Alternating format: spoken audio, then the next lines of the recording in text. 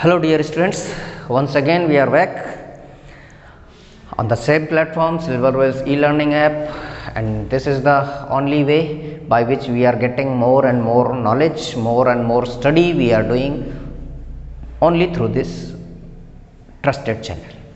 Now, in previous two different lectures we discussed about the force and laws of motion, where we discussed about the types of force, definition of force, their examples, and then further we discussed about the Newton's first law of motion and Newton's second law of motion. Simultaneously we solved some of the examples also, example number 9.1, 9.2, 9.3, and now this is 9.4. So here in lecture number 3 and lecture number 4, both the lectures I am going to combine over here because it might be little bit longer. So in lecture number 3 and 4, this is your third and fourth, both the lectures are combined. Okay. So in lecture number, in this lecture, today's lecture, what we are going to discuss, we are going to discuss some more examples, and we will start with example number 9.4 of your NCERT textbook. Before that, what I want to explain again, what was the Newton's second law of motion. What was the Newton's second law of motion? F is equal to m into a. This was the Newton's second law of motion. चलो इसको यहाँ रख देते हैं. F is equal to m into a. That means force applied on any object is sum of the mass and acceleration of that object. किसी भी object पर force कितना होगा? एक तो उसका मास क्या है और दूसरा उसका एक्सेलरेशन क्या है. इसको अगर हम मल्टीप्लाई कर देंगे तो हमारा फोर्स कैलकुलेट हो जाएगा, और यही लॉ है सेकेंड लॉ ऑफ मोशन. उसके बेस पर हमने कुछ क्वेश्चंस किए थे. ना क्वेश्चन मैं एक बार पढ़ देता हूँ आपके सामने. उसके बेस पे गिवन वैल्यूज लिखेंगे और गिवन वैल्यूज को हम फॉर्मूले में प्लेस करके we can find out the answer. What the question is saying? A force of 5 Newton gives a mass m1 and acceleration 10 meter per second square. What the question is saying? एक object है, इसके ऊपर force apply किया हुआ है 5 Newton का, इसका मास दिया है m1 and acceleration is given 10 metre पर सेकेंड स्क्वायर. अभी तक जो हमने क्वेश्चन पढ़ा वो ये है. I repeat the question. देखो, क्वेश्चन पढ़ना ज़्यादा इंपॉर्टेंट है. क्वेश्चन जब तक समझ में नहीं आएगा, you can't place the values, you can't find out the given values. और जब गिवन वैल्यूज नहीं मिलेंगे तो आप उसको फॉर्मूले में प्लेसमेंट नहीं कर पाओगे. So what the question is saying, I am repeating the thing again. A force of 5 newton gives a mass m1 and acceleration of 10 metre पर second square and mass m2 and acceleration of 20 metre पर second square. ये m1 है, इस mass को 10 metre पर second square का acceleration मिल रहा है, and this is another mass m2 to which the same force is accelerating by 20 metre पर सेकेंड. अब तक क्वेश्चन में ये वैल्यूज दी हुई है. Now what the question is saying again, if both the mass got combined, दोनों मास combine हो गए, and the force remains the same, force is still 5 Newton, what will be the acceleration? Acceleration क्या होगा अगर ये m1 प्लस m2 हो गया तो. This is the question scenario. क्या क्वेश्चन बोल रहा है? नाउ सी, सिंपल है. फॉर्मूला मैंने अभी थोड़ी देर पहले लिखा था, F is equal to m into A. To solve such type of question, इसमें हमें पहले m1 निकालना है, फिर m2 निकालना है, तभी तो इसका मास मिलेगा. स्ट्राइक करने के बाद दोनों मास कंबाइन हो जाएंगे.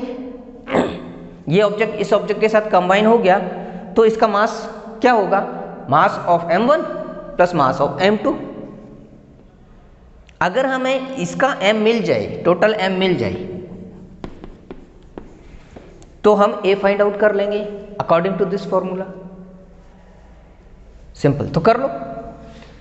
F1 is equal to M1 into A1. F1 is 5. M1 we have to calculate, and A1 is already given, it is 10 meter per second square. So M1 is equal to 5 upon 10. That means it came somewhere about, what somewhere about? Exactly 0.5, 0.5 kg. This is M1. M2 अगर हमें find out करना है तो F2 is equal to M2 into A2. F2 is given 5, it is the same. M2 we have to calculate, and A2 is given 20. So M2 is equal to 5 upon 20 is equal to 0.25 kg. Simple है, ये calculation तो आती होगी ना, नहीं आती है तो थोड़ी देर वीडियो पॉज करके कैलकुलेट कर लेना. 0.25 kg. Now what I was saying, I was not saying anything, but the question is asking कि इसका एक्सेलरेशन क्या होगा. m1 हमें मिल गया, m2 हमें मिल गया, यहाँ हम m1 और m2 की वैल्यू रख देते हैं. So total m we will calculate by m1 plus m2. m is equal to 0.50 plus 0.25, that means 0.75 is the m. मैं यहाँ इसको सॉल्व कर रहा हूँ, राइट, बिना कोई पोर्शन इरेज किए हुए. F is equal to m into A. F is still same, ये ध्यान देने की बात है कि F अभी भी वही है. m हमारा चेंज हो गया, it became 0.75 and a we have to calculate. So A is equal to 5 upon 0.75, that means 500 upon 75, that means 1 upon 100 upon 15. कैसे आ रहा है ये? कुछ नहीं, 15 से हमने डिवाइड कर दिया. 15 5 से डिवाइड किया है, 5 1 जा 5 और 15 7 जा 15 5 जा 75. अब इसको डिवाइड करेंगे तो it will come somewhere about 6.67 metre पर second square. Let check it, एक बार चेक कर लें. Are we right? ठीक है, हम सही हैं. तो ये था क्वेश्चन नंबर 9.4. देखो, फिर मैं रिपीट कर रहा हूँ मेरे वर्ड्स को कि जब तक क्वेश्चन की लैंग्वेज हमें समझ में नहीं आ जाए, we have to repeat the question again and again. क्योंकि सारी गिवन वैल्यूज जो मैंने ये लिखी हैं, that is hidden within the question. We have to find out again and again. बार बार क्वेश्चन पढ़ के हमें वो वैल्यूज फाइंड आउट करनी है. फॉर्मूले तो हमें मालूम है, कैलकुलेशन तो हमारी बहुत अच्छी है, बट हमें वैल्यू क्या प्लेस करनी है, उसके लिए हमें क्वेश्चन को ध्यान से पढ़ना पड़ेगा और कई बार पढ़ना पड़ेगा. This is the only way by which we can ease out our all types of numericals, whether that is in physics और इन केमिस्ट्री, कहीं भी, स्पेशली इन फिजिक्स. चलो नेक्स्ट क्वेश्चन आ जाते हैं. इससे रिलेटेड अगर कोई डाउट हो तो मुझे कॉल करके पूछ लीजिएगा. नेक्स्ट क्वेश्चन हम बात करेंगे, क्वेश्चन नंबर 9.5. मैं इरेज कर रहा हूँ, मीनवाइल आप एक बार क्वेश्चन पढ़ो, what the question is asking.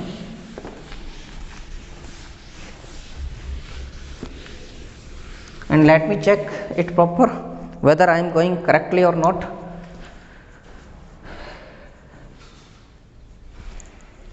Right, so coming over to the question number 9.5, what the question is saying. बहुत आराम से पढ़ेंगे क्वेश्चन को और क्वेश्चन के अकॉर्डिंग ही हम गिवन वैल्यूज रखेंगे. See, the velocity time graph of a ball of mass 20 gram moving along a straight line on a long table is given in figure 9.9. चलो एक फिगर दिया हुआ हमें, कुछ ऐसा फिगर दिया है और इसमें यहाँ पर वेलोसिटी लिखी है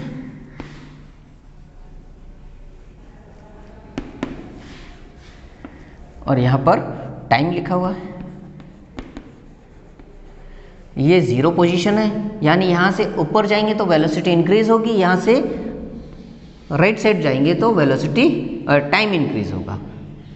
here we have given 10 seconds and here we have given 20 centimetre. थोड़ा ध्यान से देखना डायग्राम को।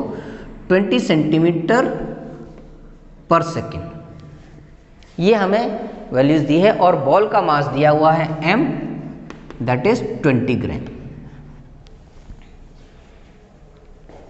ये गिवन वैल्यूज हैं हमारी, इसमें से सारी वैल्यूज निकालनी है हमें। अब क्वेश्चन पूछ क्या रहा है, ये डायग्राम मिल गया हमें।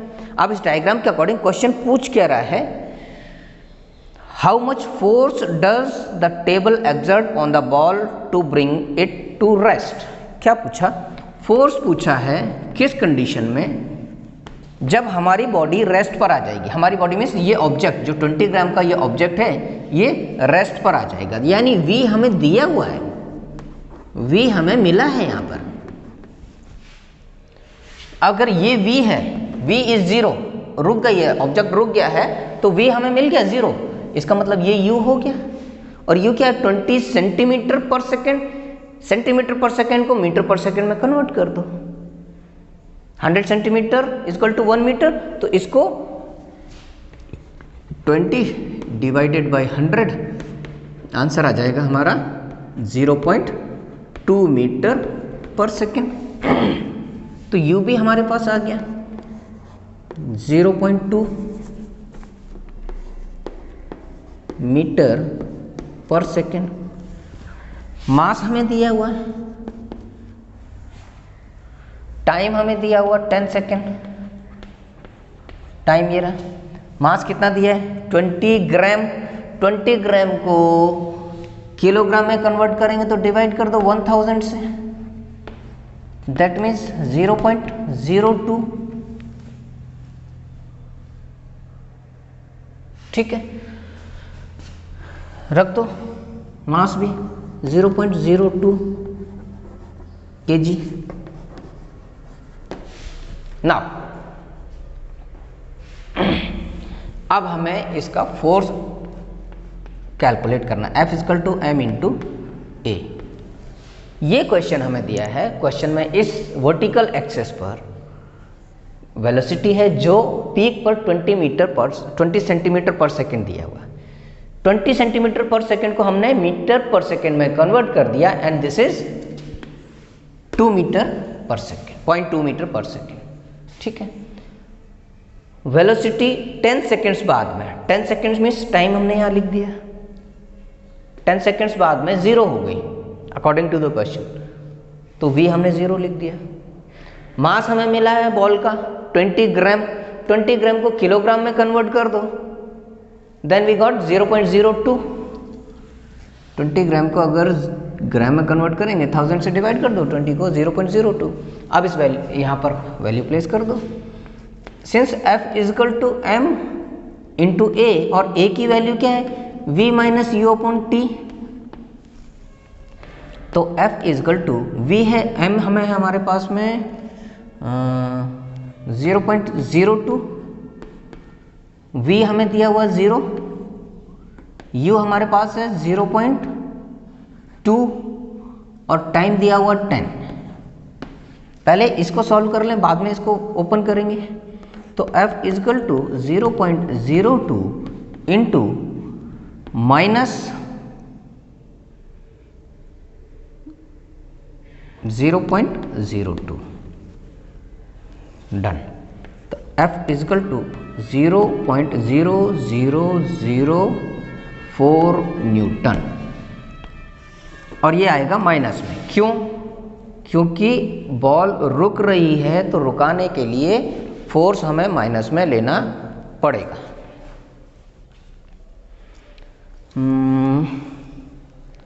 M I right? Yes, I am right. ठीक है, इतनी चीज़ समझ में आ गई। कहाँ से हमने कैलकुलेट किया? जो हमें गिवन डायग्राम है, गिवन डायग्राम को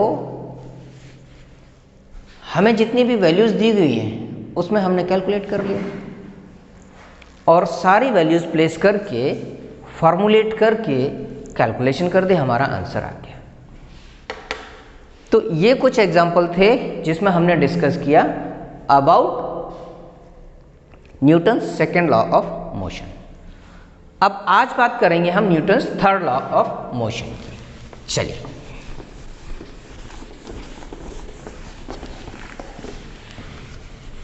न्यूटन्स ने 3 लॉज दिए थे, उनमें से 2 लॉज हम डिस्कस कर चुके हैं। अब थर्ड लॉ की बात करते हैं। न्यूटन का थर्ड लॉ क्या था?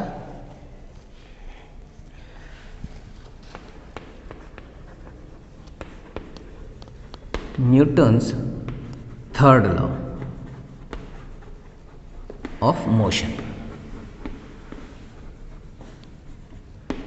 Newton's third law of motion की बात करें तो अकॉर्डिंग टू द लॉ, किसी भी ऑब्जेक्ट पर कोई एक्शन अगर करेंगे तो उतने ही अमाउंट का रिएक्शन उस ऑब्जेक्ट पर वापस मिलेगा।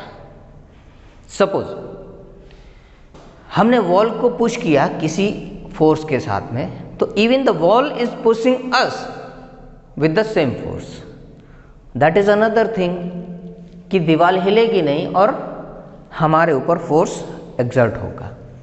ठीक है, if we are trying to push any table, किसी भी टेबल को पुश करने की कोशिश कर रहे हैं तो वो टेबल भी हमारे ऊपर same amount of force apply कर रहा है। यही थर्ड लॉ ऑफ मोशन है और यही हमने लिखना है। क्या लिखें? एवरी ऑब्जेक्ट, चलो, every action has equal and opposite reaction।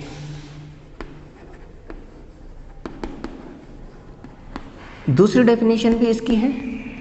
दूसरी डेफिनेशन क्या कहना चाहती है? There is always reaction from every action. There is always reaction for every action. Simple, वही चीज है। There is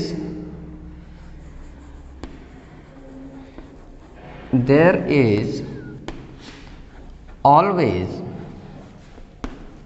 reaction for every action.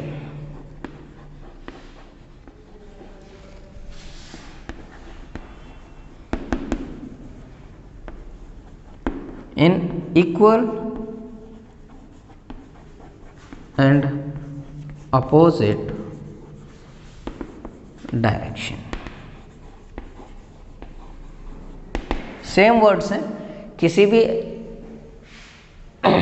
Action पर, किसी भी ऑब्जेक्ट पर अगर कोई फोर्स अप्लाई करेंगे तो इक्वल एंड अपोजिट वे में रिएक्शन होगा। इसके एग्जांपल्स कुछ दिए हुए, देखो मैं बताता हूँ, समझाने की कोशिश करता हूँ, समझो। एक गन है।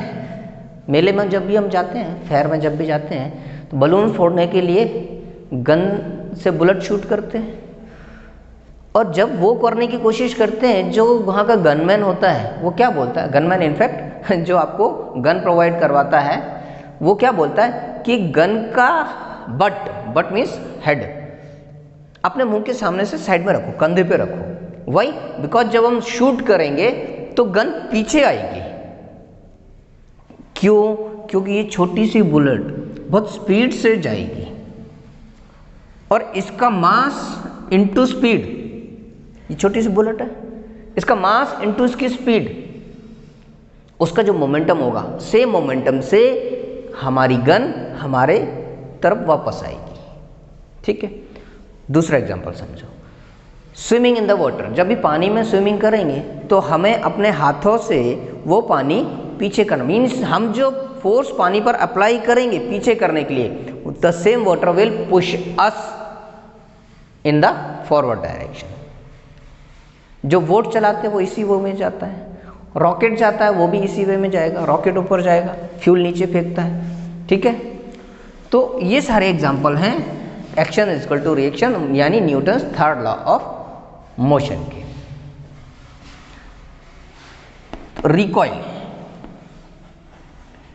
Recoiling of the gun, process of swimming,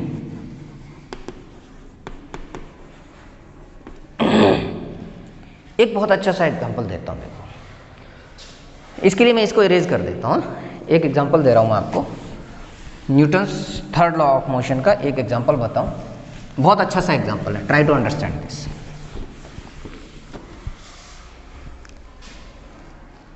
एक वर्ड लिख रहा हूं मैं यहां पे,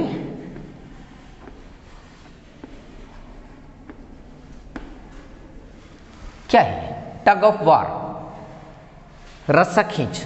मालूम है, एक रस्सी होगी, ये सेंटर लाइन होगी और कुछ लोग यहाँ से इसको इस साइड खींचेंगे, कुछ लोग इसको इस साइड खींचेंगे।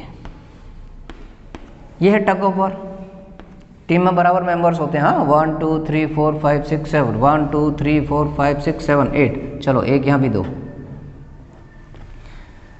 अब क्या करते हैं, रस्सी को सेंटर पॉइंट से ये इस साइड खींचने की कोशिश करते हैं, ये इस साइड खींचने की कोशिश करते हैं।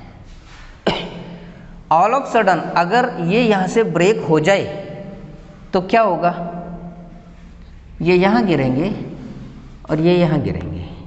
इन्होंने तो धक्का नहीं दिया ना, इन्होंने तो पुश नहीं किया ना। फिर ये है action is equal to reaction. एक और एग्जांपल लो, ये आप, ये वॉल है सामने, आपने यहाँ से फुटबॉल को किक मारा और ये फुटबॉल वॉल से टकरा के आपके थोबड़े पे पड़ी, है ना, आपको खुद को लगी, आपके हेड पे लगी। क्यों? वॉल के कौन से हाथ पैर है? आपने जिस फोर्स से वॉल को हिट किया था, वॉल ने सेम फोर्स आपके ऊपर अप्लाई कर दिया। Action is equal to equal and opposite direction का रिएक्शन। ये वही एग्जांपल है, ठीक। अब इसको दूसरे वे में भी एक्सप्लेन कर सकते हैं, law of conservation of momentum, वो हम डिस्कस करेंगे आफ्टर डिस्कसिंग द मोमेंटम। पहले Newton's third law of motion समझ में आ गया। Newton's third law of motion simply यही है कि जितना फोर्स हम किसी ऑब्जेक्ट पर अप्लाई करेंगे, अपोजिट डायरेक्शन में उसी मैग्नीट्यूड का फोर्स हम एक्सपीरियंस करेंगे। किसी को गाली देंगे तो हमें, ठीक है, Newton's third law of motion नहीं है ये, हाँ, ध्यान रखना। चलो अगली बात करते हैं मोमेंटम की। मोमेंटम क्या है? पहले तो ये समझो कि मोमेंटम को हम p से डिनोट करते हैं। अब एक ही ऑब्जेक्ट है, इसका मास है m और ये चल रहा है विद ए वेलोसिटी, कोई भी वेलोसिटी हो सकती है, मास है, कुछ भी मास हो सकता है। तो इसका मास इंटू इसकी वेलोसिटी, इसका मल्टीप्लिकेशन का जो रिजल्ट आएगा, इसका जो सम होगा, उसको क्या बोलेंगे? कैपिटल P, ठीक है। इसका जो प्रोडक्ट होगा that will be known as momentum. So momentum is the product of mass and velocity of any object. अब हम इसको लिख सकते हैं,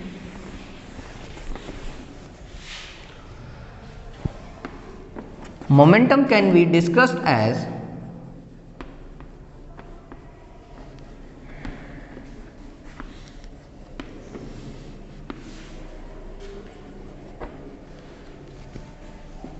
product of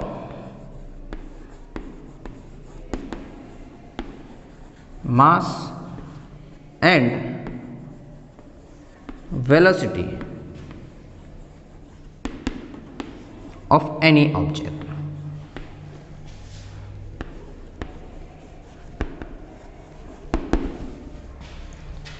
P equal to m into v, ये है मोमेंटम।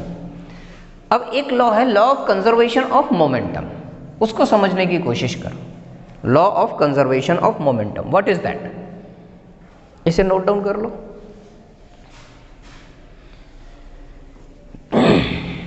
चलो पहले इसको एक एग्जांपल दे दूं आपको। सपोज एक ये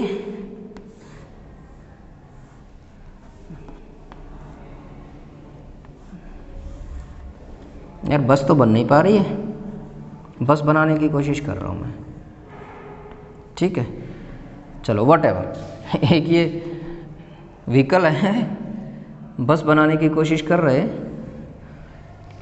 इसका टोटल मास है 1000 kg,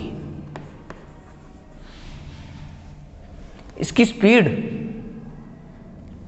है 50 किलोमीटर पर आवर, तो इसका मोमेंटम कितना होगा? मोमेंटम कितना होगा? सिंपल है, P equal to m into v. तो P इजकल टू m कितना है? 1000 इंटू 50। अब ये ध्यान रखना है, यहाँ पे किलोमीटर पर आवर में दिया है, तो उसे हमें मीटर पर सेकंड में चेंज करना पड़ता है। तो ये सिंपली आप इसको मीटर पर सेकंड ही रख लो, अभी तो आप ज़्यादा टेंशन मत लो, मीटर पर सेकंड। तो P कितना हो गया? 50,000। अब इसकी यूनिट क्या होगी? यूनिट यहां से ड्राइव करो, मास की यूनिट केजी, केजी, वेलोसिटी की unit metre per second square, sorry metre per second. तो KG into metre per second is the unit of momentum. लिख दो यहां पर ऐसा ही unit, KG into metre per second is the SI unit of momentum, and this is the definition, this is the example. Clear? अभी भी कोई doubt हो तो फोन कर लेना। चलिए, जितने भी यूट्यूबर्स हैं, जितने भी लोग यूट्यूब पे आपको पढ़ाते हैं, कोई ये नहीं कहता होगा मुझे फ़ोन करके पूछ लेना, है ना? मैं बोल रहा हूँ मुझे फ़ोन करके पूछ लेना, नंबर आपके पास है। नाउ सी, मोमेंटम हमने सीख लिया। Law of conservation of momentum की बात करें, ये भी हटाओ, इसे भी अरेंज करो। थर्ड लॉ ऑफ मोशन भी हो गया हमारा।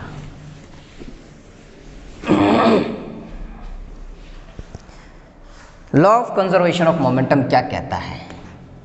Law of conservation of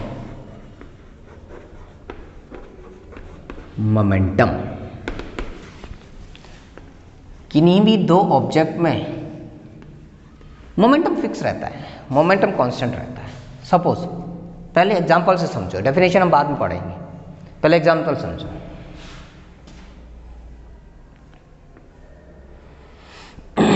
example, ये आप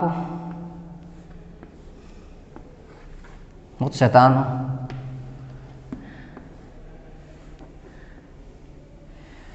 ये आपका जाड़िया दोस्त है। अब इसने क्या किया, आपने क्या किया, इसको धक्का दिया, ठीक?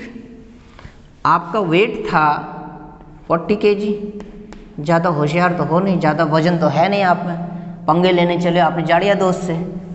इसका वेट कितना था? 90 kg। आपने जो फोर्स इसके ऊपर अप्लाई किया है, यानी आपने इसको जो पुश किया है, उस समय आपकी वेलोसिटी थी 20 मीटर पर सेकंड। चलो, दौड़ते दौड़ते आए और अपने जाड़िया दोस्त को धक्का दिया। अब ये ठहरा जाड़िया, इसका तो कुछ बिगड़ेगा नहीं, वापस कौन गिरेगा? आप। या बिगड़ेगा तो बहुत कम बिगड़ेगा। तो वो यही बोलना चाह रहे हैं कि इसका क्या बिगड़ेगा, इसके ये किस वेलोसिटी से इधर जाएगा, इसकी वेलोसिटी क्या होगी? आपकी तो मिल गई हमें, आपका मास मिल गया हमें, आपकी वेलोसिटी मिल गई। अब आपका जाड़िया फ्रेंड यानी जिसका मास बहुत ज़्यादा है, 90 kg है, उसका मोमेंट क्या होगा, उसकी वेलोसिटी क्या होगी? तो जो उसकी वेलोसिटी होगी, चलो पहले वेलोसिटी निकाल लो। यहाँ निकाल लेते हैं। P1 इक्वल टू P2, ये है law of conservation of momentum. P1 क्या है, m1v1 equal to m2 v2। m1 कितना है 40 और v है 20, m2 है 90, v2 हम कैलकुलेट कर लें तो ये आ जाएगा 4 2 जा 800 upon 90 equal to somewhere about 72,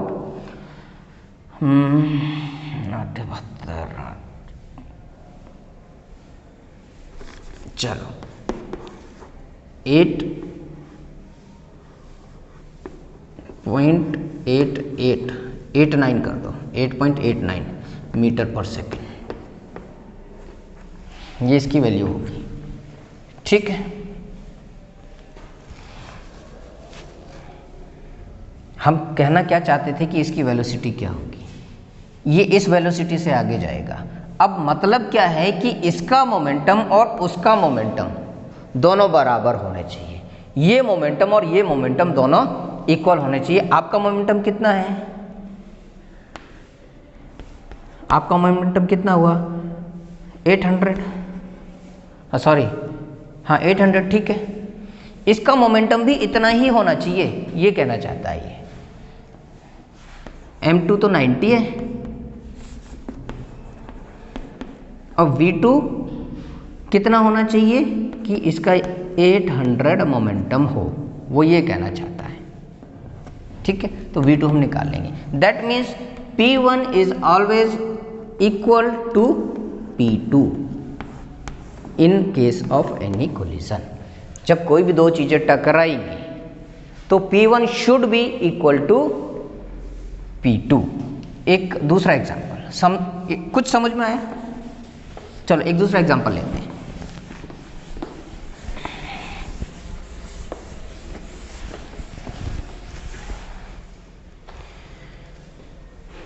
एक हाई स्पीड कार ने एक खड़े हुए ट्रक को हिट किया, एक हाई स्पीड कार ने एक खड़े हुए ट्रक को हिट किया, तो ट्रक कुछ तो हिलेगा, थोड़ा बहुत तो हिलेगा, ठीक है ना। तो जिस वेलोसिटी से हिलेगा वो क्यों हिला उस वेलोसिटी से, क्योंकि ट्रक का वेट बहुत ज़्यादा है और कार का वेट कम है लेकिन उसकी स्पीड ज़्यादा है। बट मोमेंटम अगर कैलकुलेट करेंगे दोनों का इक्वल होगा। यह है law of conservation of momentum. एक और चीज़ समझो, एक ऑब्जेक्ट ये है, एक ऑब्जेक्ट ये है, आफ्टर हिटिंग, आफ्टर कोलिजन के बाद, इसके टकराने के बाद दोनों मोमेंटम सेम रहने चाहिए। सपोज ये कार है, चलो वही कार रख लेते हैं हम। ये आ रही थी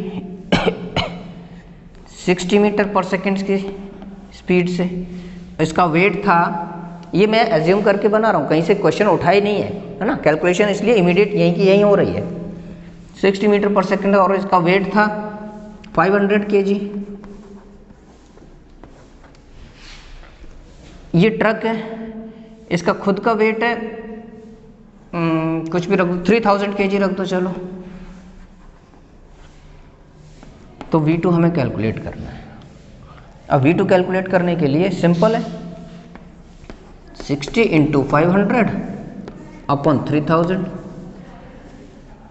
इक्वल टू V2। 1 2 1 2 1 6 5 जा 30, तो 30 अपॉन 3 10 आ गया, 10 मीटर पर सेकेंड। देखो मैं कहना क्या चाहता था, मैं कहना ये चाहता था P1 should be equal to P2। क्या है P1? M1 V1। क्या है इसकी M? 60 इंटू 500। ये क्या है? 3000 इंटू V2 आ गया हमारे पास 10। V2 हमने इसके थ्रू कैलकुलेट कर लिया 10। अब देखो जो V2 हमारे पास 10 आ गया है, तो इसका मोमेंटम और इसका मोमेंटम दोनों सेम होना चाहिए। This is the law of conservation of momentum. इसका मोमेंटम कैसे निकालेंगे? 50 इज द मास, 50 इसका मास और 3000 इसका मास। इसकी वेलोसिटी 60 मीटर पर सेकेंड, इसकी वेलोसिटी हमने कैलकुलेट कर ली 10 मीटर पर second. 50 into 60 equal to 5 6 30, 3000 equal to P2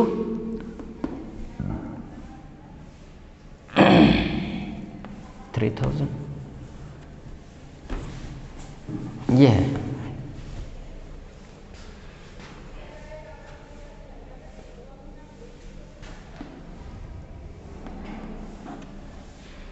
तो दोनों हैंड इक्वल, दोनों हैंड इस समय इक्वल हो गए, 1 0।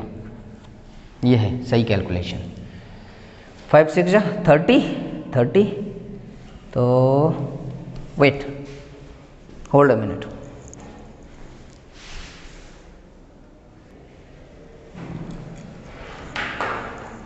सी, कहाँ प्रॉब्लम आई थी? जब मैंने होल्ड ए मिनट बोला था और 1 मिनट बाद वापस आया हूँ तो प्रॉब्लम हमारी सॉर्ट आउट हो गई। हमने जो कैलकुलेशन किया था 50 into 60 equal to 3000 into V2, क्या किया था यहाँ पर? 3000 अपॉन 3000 इजकल टू V2, और V2 की वैल्यू कितनी रख दी थी? 10 नहीं है महाराज, ये कितनी है? 1 होगी। 10 रखी थी, 10 नहीं है, ये है 1, तो V2 इजकल टू 1। सीधी है ना? ठीक है। और 3 3 3000 से 3000 डिवाइड करेंगे तो 1 ही तो आएगा। ये थी प्रॉब्लम। चलिए,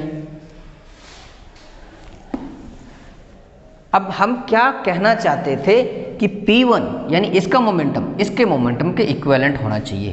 क्या इसका मोमेंटम इसके मोमेंटम के इक्विवेलेंट है? हाँ है। ये 3000 आ रहा है, ये भी 3000 आ रहा है, दोनों 3000 आ रहे हैं। यानी जब कभी भी कोलिजन होगा, कोलिजन मीन्स टक्कर, हाँ, जब कभी भी कोलिजन होगा तो दोनों ऑब्जेक्ट का मोमेंटम कांस्टेंट रहेगा। एक्स, दोनों ऑब्जेक्ट का मोमेंटम सेम रहेगा, यानी मोमेंटम कंजर्व रहेगा, मोमेंटम नहीं वेस्ट होगा।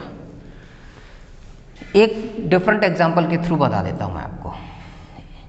सिंपल, एक ऑब्जेक्ट हमने ये लिया है, दूसरा ऑब्जेक्ट ये लिया है, इसका वेट 15 kg है, इसका वेट 20 kg है, इसकी स्पीड 10 मीटर पर सेकेंड है, इसकी स्पीड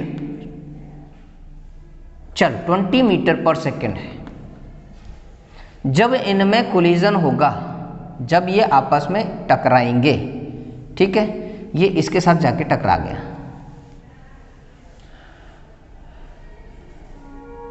उस समय टोटल मोमेंटम क्या होगा? उस समय टोटल मोमेंटम क्या होगा जब ये कोलिजन होने के बाद चिपक जाएंगे? इसका मोमेंटम पूछ रहे हैं, या इसका मोमेंटम क्या, इनफैक्ट इसकी वेलोसिटी पूछेंगे। P equal to m into we.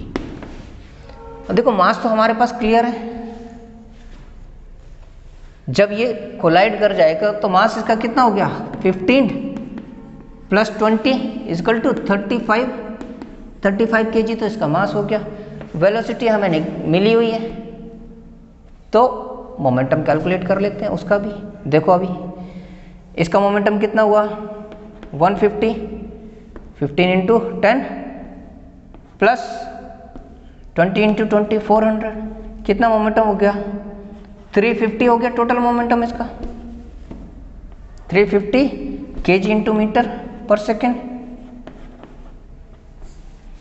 kg into metre पर सेकेंड। अब इसका और देख लो,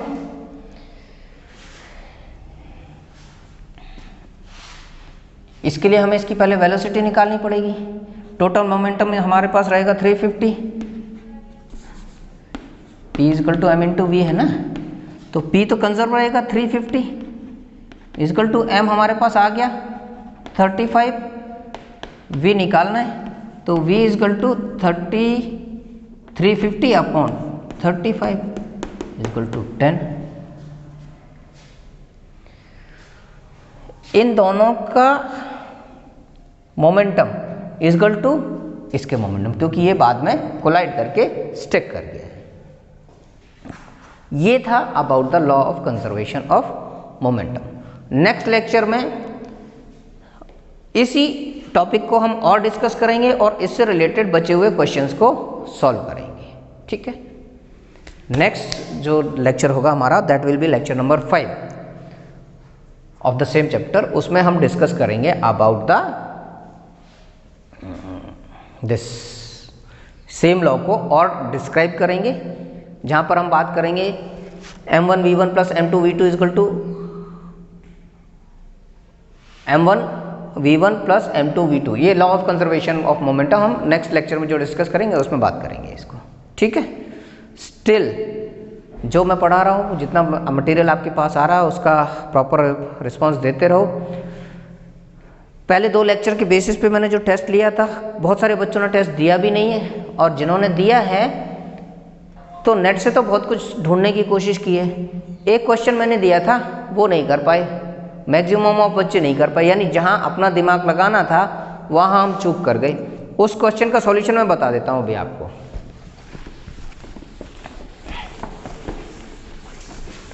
लास्ट टाइम जो मैंने टेस्ट में क्वेश्चन दिया था उस क्वेश्चन का सॉल्यूशन मैं अभी आपको बता रहा हूं। मैंने क्या कहा था कि एक ऑब्जेक्ट है, इस पे 4 फोर्स लगे हैं।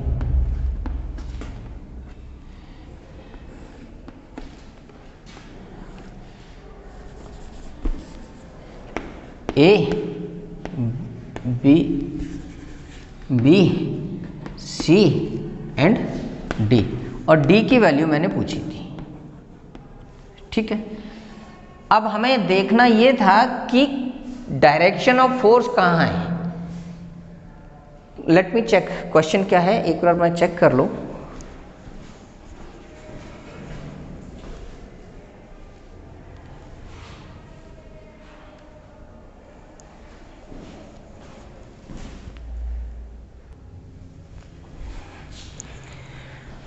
जी हाँ, ये है क्वेश्चन जो मैंने आपको दिया था। एक क्वेश्चन दिया था जिसमें आपको आपका खुद का दिमाग लगाना था।